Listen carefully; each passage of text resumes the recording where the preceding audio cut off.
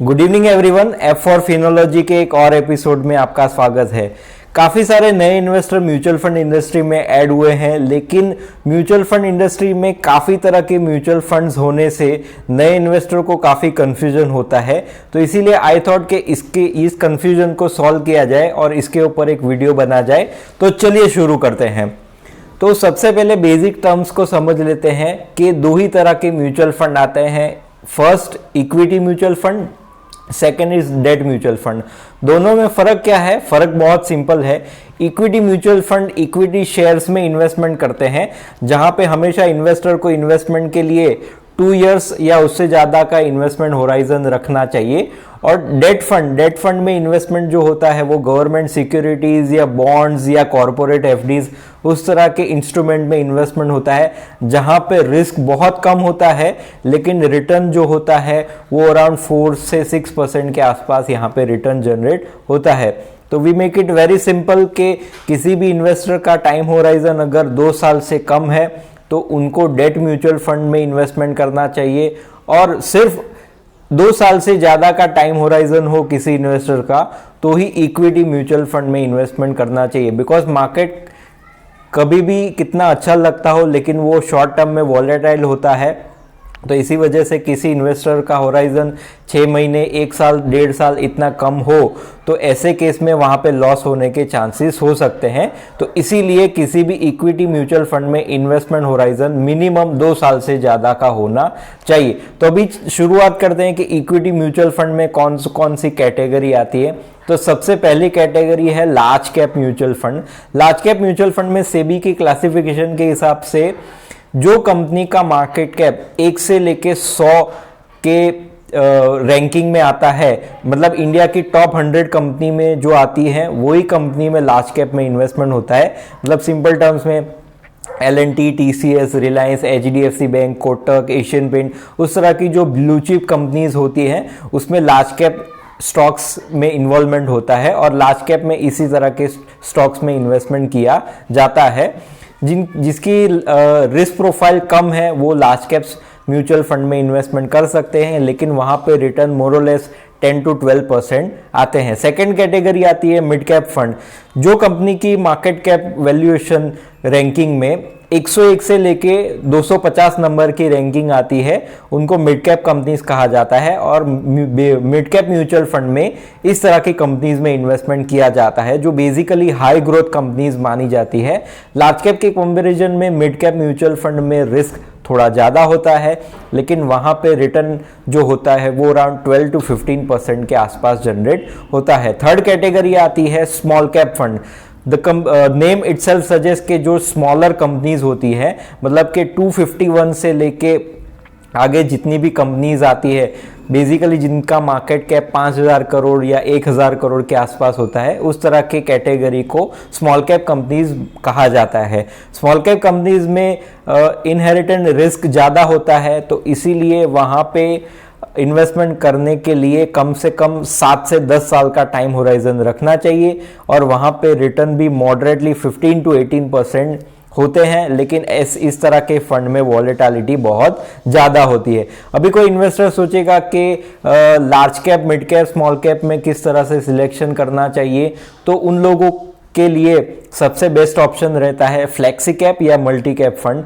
क्योंकि flexi cap या multi cap fund में फंड मैनेजर डिसाइड करता है कि उनको कितना लार्ज कैप में रखना है, मिड कैप में रखना है या स्मॉल कैप में रखना है।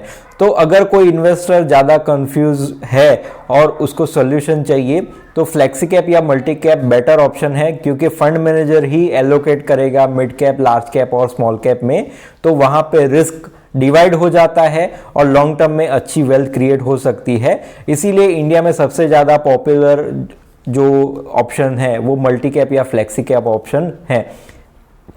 नेक्स्ट कैटेगरी है ELSS, ATC टैक्स बेनिफिट। जिनका इनकम टैक्स पेमेंट ज़्यादा आता है और उनको अगर टैक्स सेव करना है तो ATC is the best option. तो ATC रिलेटेड ELSS मतलब इक्विटी लिंक सेविंग स्कीम कहा जाता है उनको। इस म्यूचुअल फंड की कैटेगरी में एक पॉइंट ये है कि कोई भी ईएलएसएस स्कीम में आप इन्वेस्टमेंट करते हो तो वहां पे कंपलसरी 3 साल का लॉक इन आपको बेयर करना पड़ेगा। अगर आप एसआईपी के रूट से इन्वेस्टमेंट करते हो तो 21 में किया गया इन्वेस्टमेंट 2024 में, 22 वाला 25 में और 23 वाली जो आपकी एसआईपी ईएलएसएस में जाएगी वो 2026 के बाद ही आप विड्रॉ कर पाओगे। ईएलएसएस भी बेसिकली फ्लेक्सी कैप या मल्टी कैप कैटेगरी के म्यूचुअल फंड कहे जाते हैं, लेकिन उसमें एक फर्क ये है कि उसमें एटीसी टैक्स बेनिफिट मिलता है और उसमें 3 साल का लॉक इन होता है। नेक्स्ट कैटेगरी आती है hybrid fund. Hybrid fund, the name itself suggest कि वहां पे कॉम्बिनेशन होता है इक्विटी और डेट का। जिन लोगों को रिस्क कम लेना है और जिनका time horizon around 3 to 5 years होता है, ऐसे लोगों के लिए हाइब्रिड फंड ज़्यादा सजेस्टेड है, जहां पे अराउंड 65% इन्वेस्टमेंट होता है इक्विटी स्टॉक्स में और 35% इन्वेस्टमेंट होता है गवर्नमेंट बॉन्ड्स, कॉरपोरेट बॉन्ड्स, ये ऐसे डेट इंस्ट्रूमेंट में जहां पे फिक्स रिटर्न जनरेट होता है। तो इक्विटी में रिटर्न जनरेट होता है 12 to 15%, बॉन्ड्स में रिटर्न जनरेट होता है अराउंड 4 to 6%। तो as a combination hybrid fund का जो रिस्क प्रोफाइल है वो कम है और वहां पे रिटर्न एक्सपेक्टेशन होता है अराउंड 10 to 12%। दूसरी दो भी कैटेगरी आती है हाइब्रिड फंड में, जिसको बोला जाता है बैलेंस एडवांटेज फंड और इक्विटी सेविंग फंड। फर्क सिर्फ इतना है कि बैलेंस एडवांटेज फंड में फंड मैनेजर 0% इक्विटी से लेके 100% इक्विटी तक फ्लेक्सिबल हो सकता है depending upon the market scenario and market outlook. तो वहां पे फंड मैनेजर के पास फ्लेक्सिबिलिटी बहुत ज्यादा होती है, लेकिन हिस्टोरिकली एक बैलेंस एडवांटेज फंड में 40-45% इक्विटी होता है और वहां पे रिटर्न अराउंड 9 to 10% जनरेट होता है। तो अगर कोई इन्वेस्टर 3 से 5 साल के लिए इन्वेस्टमेंट करना चाहता है और उनको एफडी से ज्यादा रिटर्न एक्सपेक्टेशन है तो balance advantage fund is a better option. और एक कैटेगरी आती है इक्विटी सेविंग फंड, जहां पे इन्वेस्टमेंट 20-25% इन्वेस्टमेंट स्टॉक्स में होता है और इसकी वजह से स्टॉक्स का थोड़ा एडिशनल रिटर्न मिलता है। तो ऐसे इक्विटी सेविंग फंड में भी अराउंड 7-8% रिटर्न मिलता है। तो 5% की एफडी से वो थोड़ा बहुत ज़्यादा माना जाता है। इसके अलावा कुछ थीमेटिक फंड भी आते हैं, जैसे टेक्नोलॉजी फंड या बैंकिंग फंड या इंफ्रास्ट्रक्चर रिलेटेड फंड या पीएसयू फंड। तो ऐसे पर्टिकुलर थीम में उस तरह की कैटेगरी में, जैसे अगर कोई बैंकिंग फंड है तो सिर्फ और सिर्फ वहाँ पे बैंकिंग या फाइनेंशियल सर्विसेज रिलेटेड स्टॉक्स में इन्वेस्टमेंट होगा। अगर कोई फंड यूएस इक्विटी फंड है तो वहां पे सिर्फ नैस्डैक या डाउ जोन्स की कंपनी के शेयर्स में ही इन्वेस्टमेंट होगा। तो आई होप कि ये वीडियो से म्यूचुअल फंड में काफी सारा डाइवर्सिफिकेशन जो होता है और जो कॉम्प्लेक्सिटी है वो आपकी सॉल्व हुई होगी और इससे आपको आगे म्यूचुअल फंड स्कीम सिलेक्शन करने में ज्यादा बेनिफिट मिलेगा। तो आई होप कि मैं आपकी क्वेरी सॉल्व कर पाया। इसी तरह के इंफॉर्मेटिव वीडियोस के लिए देखते रहिए F for Finology। Have a good day. Thank you.